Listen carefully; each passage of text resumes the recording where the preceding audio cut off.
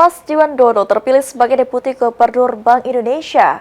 Pengamat ekonomi menilai penunjukan ini diharapkan mampu memperkuat kebijakan fiskal dan moneter demi menjaga stabilitas ekonomi nasional.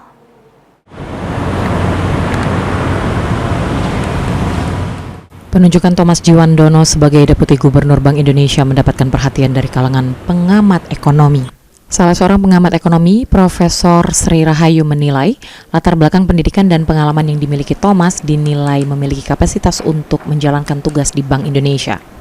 Kinerja Bank Indonesia sebelumnya dinilai cukup baik dengan inflasi yang relatif terkendali dan pertumbuhan ekonomi yang tetap terjaga di angka sekitar 5,04%. Namun ke depan, tantangan utama bagi pengamat ekonomi yakni menjaga keseimbangan antara kebijakan fiskal dan moneter. Pengamat menilai penguatan sinergi kedua kebijakan tersebut penting sekaligus diiringi dengan edukasi kepada masyarakat agar peran kebijakan moneter dapat dipahami secara luas.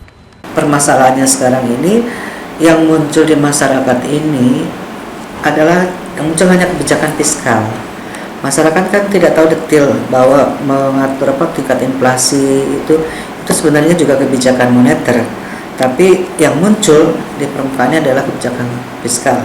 Nah, ini harapan kita ke depan, Pak Thomas ini bisa mensejajarkan antara kebijaksanaan fiskal dan kebijaksanaan moneter, dan itu perlu edukasi.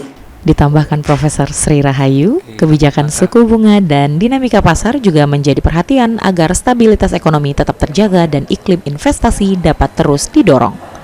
Hafidz Zainul, PAL TV.